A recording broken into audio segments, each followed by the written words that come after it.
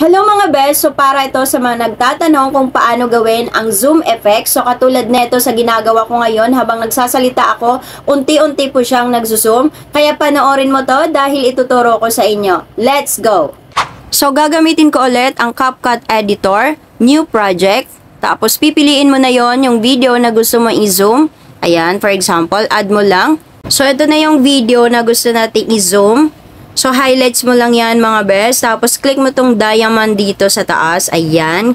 Makikita nyo, may red na po siya sa gilid. Tapos, i-move mo lang or i-drag mo lang yan. Tapos, depende sa'yo kung saan gusto mo mag-stop yung zoom. So, for example, dito. So, i-click mo ulit yung diamond. So, after nyan, punta ka dito. So, make sure mga best na yung cut mo is dito ha. Nakapantay siya sa may diamond. So, ngayon, punta ka dito sa may basic.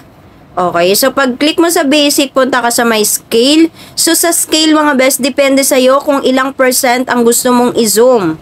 Okay, so try natin tong 130%.